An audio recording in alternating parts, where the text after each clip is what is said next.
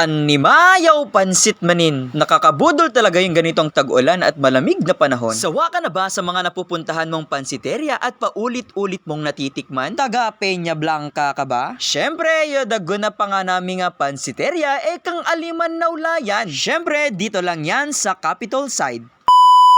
At syempre, bago kami magva-vlog ni Warren Gumabay ay akin munang nilakad ang aking research paper.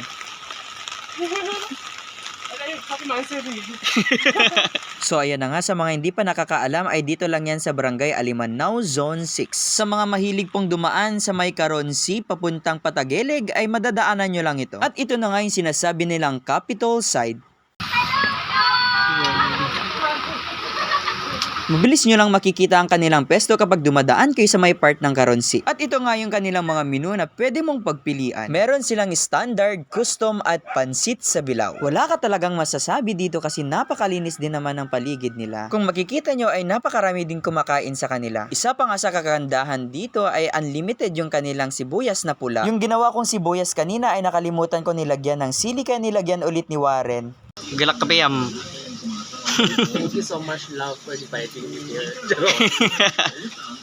At ito na nga ang kanilang pinagmamalaki na balor 150 pesos. Itsura pa lang ay panalong-panalo na. Ano pang hinihintay nyo mga taga-Alimannaw? Tara na! Mga boss, kung gusto nyo rin mag-add ng mga toppings ay pwede nyo rin sabihin sa kanilang mga staff. Syempre mga boss, dito sa may Capitol Side sa kanilang pansiteria ay free juice at unlimited pa. Dito naman sa kanilang pansit ay ang kanilang ginamit ay yung flat na Mickey. At ang kanilang mga toppings ay karahay, giniling, liver, gulay at itlog. O baka magugulat kayo, oy, ang tagal lang hindi nag-vlog si Menong's Vlog ah. Syempre, ikaw ba naman restricted yung page mo? May gana ka ba bang mag-vlog?